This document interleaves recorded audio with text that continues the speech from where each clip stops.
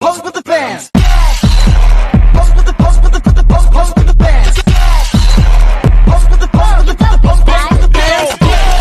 Pose with the fans.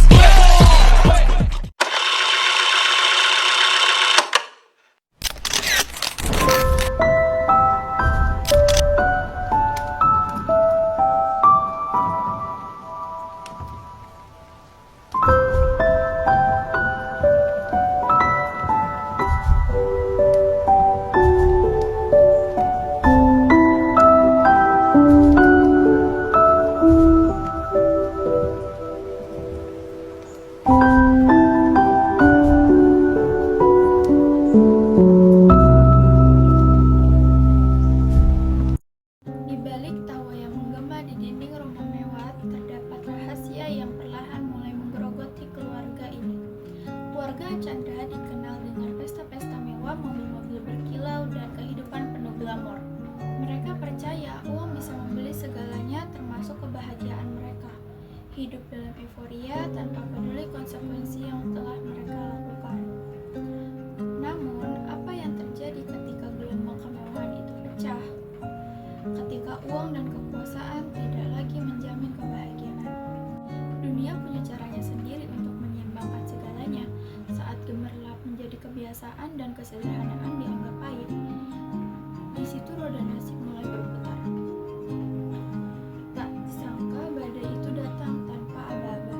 Mampukah mereka bertahan ketika dunia yang mereka bangun dari kemewahan runtuh seketika? Ini tentang kesombongan, keluarga, penyangkalan nasib, juga pembelajaran hidup yang terlambat. Hidup tanpa kekhawatiran, Dikta sang kepala keluarga bersama putranya menelusuri hari-hari yang tenang namun kosong. Waktu mereka terbuang dalam kegiatan yang tiada arti, berputar di sekitar hal-hal yang kosong, tak memberi bekas, tak membawa makna.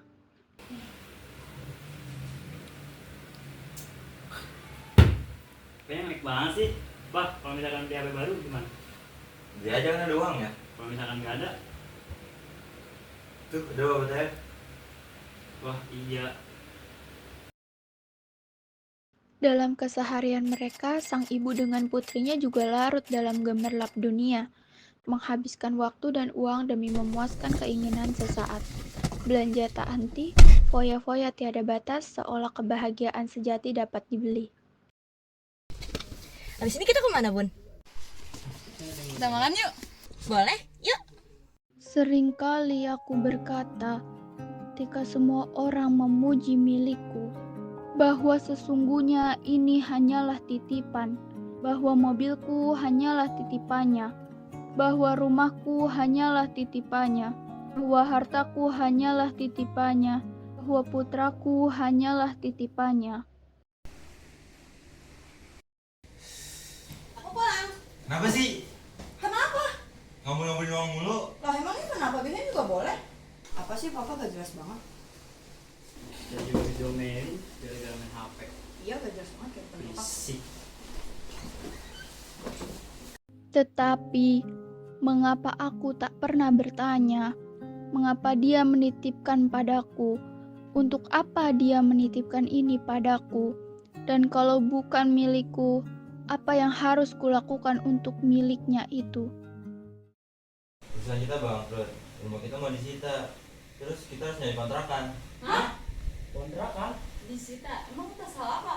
Ya aku gak mau jadi gelandangan, Pak. Gak mau. Rumah ini milik kita, Pak. Kalian pikir papa mau? Rumah ini banyak kenangan ya, Pak. Papa nggak bisa usaha lagi gitu buat pertahanin rumah ini? Usaha.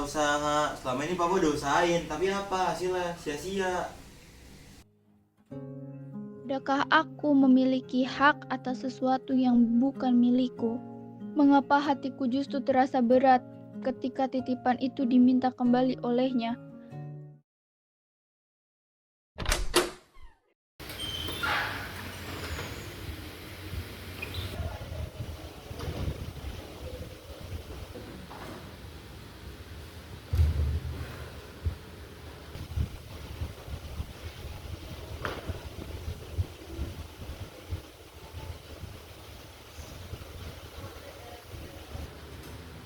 Sini, duduk dulu. Semua ini gara-gara papa. Coba papa perhatiin itu semua, kita nggak akan kayak gini. Coba kalau papa perhatiin keuangan perusahaan, mungkin kita nggak bakal jatuh miskin. Kalian ini bisanya ngabulin uang doang, gak hargain kerja keras orang tua. Papa juga harusnya sadar diri, papa foya-foya terus daripada ngurus perusahaan.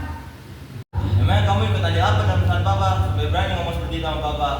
Papa, Hana, diam. Udah, malu didengar tetangga. Terserah. Keluarga udah hancur gini, pasti permasalahannya ada di kepala keluarga. Diam, dasar nggak tahu diri. Tenangin diri dulu, udah.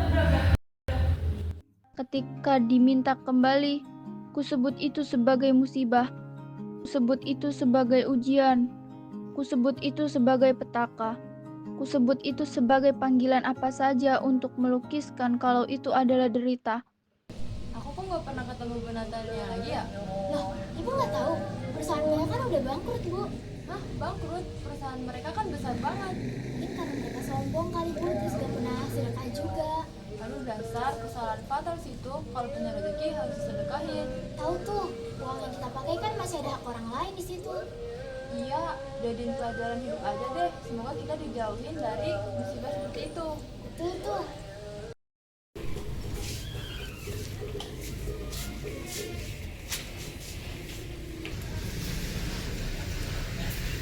Bang, kok mukanya kayak begini? Bang, coba minum. Ya bang, makasih bang. Saya lagi cari kerja bang. Hari gini cari kerja. Iya soalnya perusahaan saya habis bangkrut, terus pikiran saya kacau banget bang.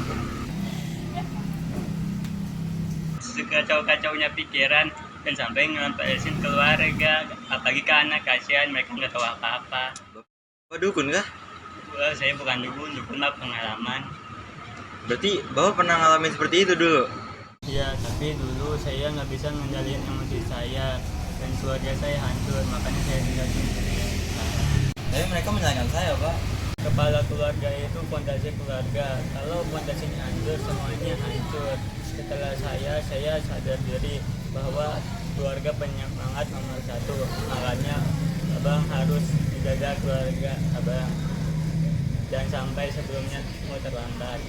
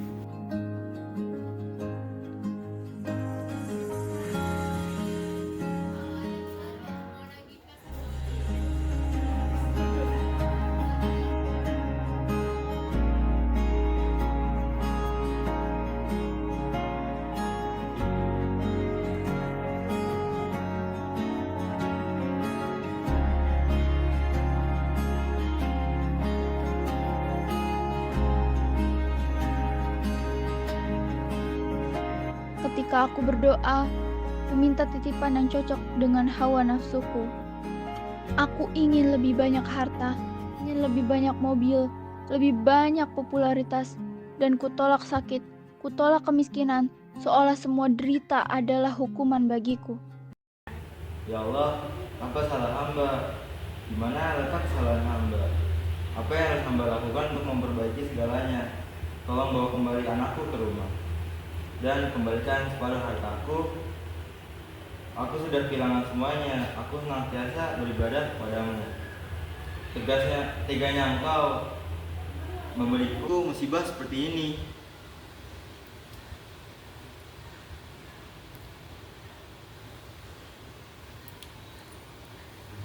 Seolah keadilan dan kasihnya harus berjalan seperti matematika. Aku rajin beribadah, maka selayaknya lah derita menjauh dariku, dan nikmat dunia kerap menghampiriku. Kuperlakukan dia seolah mitra dagang dan bukan kekasih. Ku minta dia membalas perlakuan baikku dan menolak keputusan yang tak sesuai keinginanku. Gusti, Padahal tiap hari kuucapkan hidup dan matiku hanya untuk beribadah. Ketika langit dan bumi bersatu, bencana dan keberuntungan sama saja. Ada saat dalam hidup yang kita genggam perlahan menghilang, bukan karena tak layak, tapi karena terlalu erat memeluknya. Setidaknya mereka pernah punya segala-galanya, begitu katanya. Namun ketika semuanya pergi, yang tersisa hanyalah doa yang penuh harap dan hati yang belum benar-benar ikhlas. Nama besar tinggal kenangan, tapi mereka menolak menyebut diri mereka miskin, karena mereka masih punya satu hal, doa. Beribadah setiap hari dan selalu menyebut nama Tuhan dengan harapan satu, kembalikan semua yang telah hilang, namun doa yang mereka panjatkan tak pernah naik. Bukan karena Tuhan tak mendengar, tapi karena doanya tidak benar. Mereka tidak mencari ridho, mereka hanya ingin kembali berada di atas. Bagi mereka, ibadah bukan jalan pulang, melainkan alat tukar. Seakan surga bisa dibeli dengan air mata palsu dan sujud yang penuh pamrih. Dan disinilah kisah ini berakhir, dengan sebuah pertanyaan yang belum terjawab. Apakah doa akan sampai jika yang dipanjatkan adalah ambisi bukan keikhlasan? Bahwa segalanya yang kita miliki hanyalah titipan dari Tuhan, termasuk harta, keluarga, dan kehidupan. Kita diajak untuk tidak sombong atau terlalu melekat pada dunia, karena semua itu bisa diambil kapan saja. Pesan utamanya adalah agar kita bersyukur, bertanggung jawab, dan ikhlas dalam menjaga setiap titipan tersebut, serta hidup dengan kesadaran bahwa semua bersifat sementara.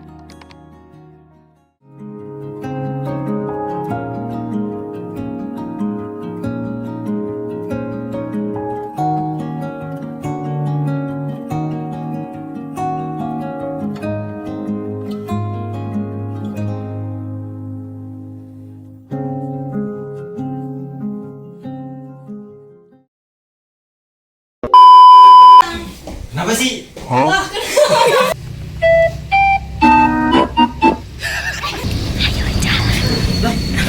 Apa sih papa gak jelas banget? Jen. Apaan tuh? Apaan tuh? Apaan tuh? Apaan tuh? Diam, dasar kagak tahu diri. Gaya. Terus gua ngomong. Kamu nanya? Kalian pikir papa mau? Kalian pikir papa mau?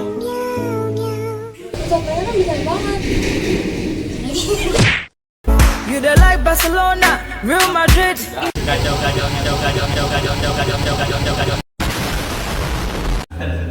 Tapi tunggu dulu, jangan terburu-buru. Kalian bisa ngomong ke kamar. Ya Allah, aku pasrahkan diriku sepenuhnya pada saat ini. Mobil-mobil berkilau.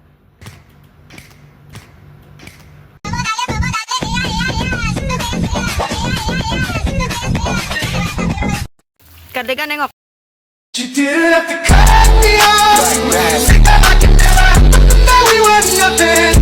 I don't even need your love.